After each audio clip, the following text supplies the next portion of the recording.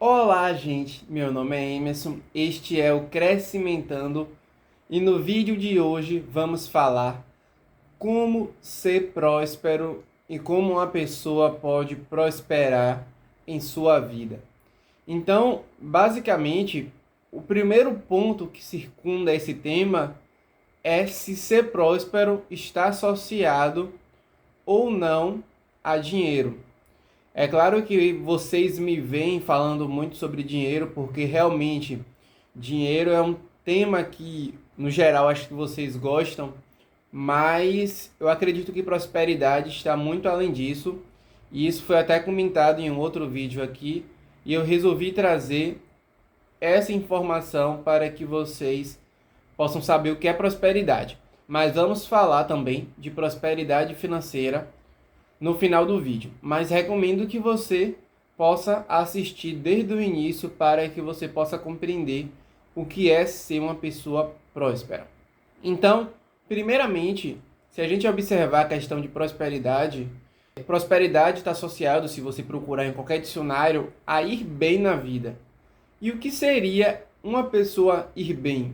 No geral, eu não acho que você ir bem em uma só esfera da sua vida vai te tornar uma pessoa próspera. Eu acredito que prosperidade abarca a totalidade de sua vida. Então, uma pessoa próspera, eu diria que é uma pessoa que não só financeiramente ela é organizada, mas também fisicamente ela é uma pessoa que cuidou bem da saúde, que é uma pessoa saudável, é uma pessoa que consegue dormir bem, é uma pessoa que emocionalmente é uma pessoa estável e que em sua espiritualidade ela também vai bem. Ou seja, ela vai bem em todas as esferas da sua vida. Não significa que não vai ter dificuldades, mas que essa pessoa ela tem dificuldades e ela está contente e é contente com a vida que ela tem levado. Então, basicamente, o primeiro ponto que eu acho que é interessante a gente discutir é sobre o que a Bíblia fala sobre isso. E a Bíblia tem dois versículos, principalmente, que eu vou discutir mais à frente, que é o Salmos, número 37, versículo 5, que diz: entrega o teu caminho ao Senhor, confia nele e o mais ele fará. E a carta aos Romanos, capítulo 8, versículo 28, diz assim: todas as coisas contribuem juntamente para o bem daqueles que amam a Deus, que são chamados por seu decreto. Aí eu vou falar um pouquinho disso agora há pouco. Mas não vou ler a Bíblia. Aquela Bíblia é uma Bíblia de estudo pentecostal que eu sempre leio aqui. Só que ela já tem mais de 10 anos que eu ganhei e a capa meio que se desbotou. Mas voltando aqui, o primeiro ponto é que existem eixos comuns de prosperidade até para pessoas não cristãs. Porque a Bíblia deu uma lei. Porque a Bíblia ela queria que a gente, de certa forma, seguisse aquilo e a gente prosperasse em nossa vida. Existem princípios que servem tanto para aqueles que não são cristãos, quanto para os cristãos. Então, por exemplo, você honrar seu pai e sua mãe, a lei da semeadora, a pessoa que estuda, que ela planta coisas boas, que ela é uma pessoa que se circunda de pessoas boas, que é uma pessoa que é agradável, a tendência é ela ir bem no trabalho, a tendência é ela ter uma família boa porque ela honrou seus pais. Também uma pessoa que é agradável, a tendência é que ela tenha bons amigos. Então existem tendências gerais que são princípios universais que são para aqueles que são cristãos e não cristãos. Parte dessa prosperidade as pessoas não cristãs também conseguem ter, já que são princípios universais que são revelados na Bíblia e que estão lá para que a gente fosse ir bem. Então, até por exemplo, a questão do alimento na Bíblia, no Antigo Testamento, Deus proibia alguns alimentos porque existia uma tendência também de separação do povo, mas existem alimentos, por exemplo, como no caso o porco no Antigo Testamento, que ele vinha com vários tipos de doença. E a gente sabe que o porco é um vetor de vários tipos de vermes. E o que é interessante é que Deus deu aquela lei pensando no cuidado do povo. Então, quando ele falava para casar com uma só mulher, ele sabia que para o homem bem e a mulher ir bem, precisava ter um só parceiro. A partir de quando tivesse mais, você sairia do princípio do casamento com uma só pessoa que está revelado na Bíblia. Então, tudo que foi escrito para o nosso bem. Quem segue esses princípios, mesmo que não conheça a Bíblia, pode ir bem. Mas existe um outro nível de prosperidade, que é o nível de prosperidade que eu diria que só uma pessoa que é cristã e segue os princípios bíblicos que consegue ter. Agora, claro que não adianta ser e se chamar cristão, como está na moda, e não seguir os princípios, porque não vai adiantar de nada. A pessoa se diz ser cristã e não segue os princípios, então ela não vai ter uma vida próspera.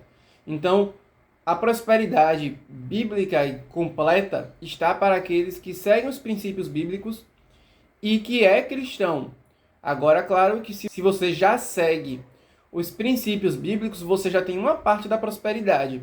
Agora, se você segue os princípios e é cristão, você consegue obter uma outra parte da prosperidade que abrange os versículos que eu falei. Deus ele vai cuidar dos nossos caminhos se nós formos cristãos. Existe uma esperança eterna que é o céu, que não nos deixa ficarmos desesperados quando as coisas aqui não vão bem. Então, quando a gente fala que é cristão, a gente fala de ter um Deus que está sempre conosco, até quando as pessoas podem nos abandonar, nos momentos de dificuldade, ele vai estar sempre cuidando da gente. E essa confiança faz com que a gente não se desespere.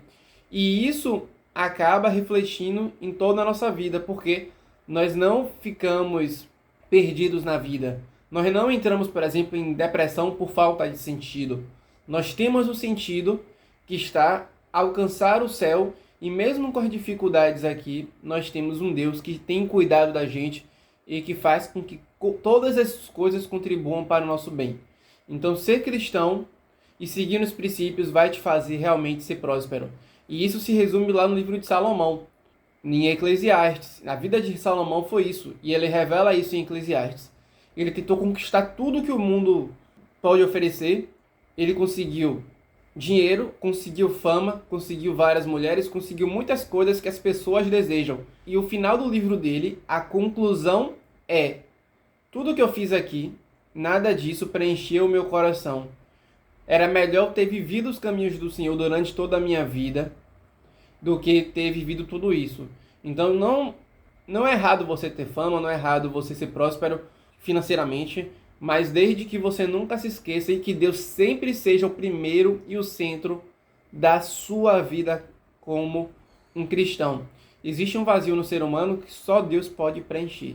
E o meu conselho é, se você quiser ser próspero, seja cristão e siga os princípios bíblicos, porque com certeza você vai bem em sua vida.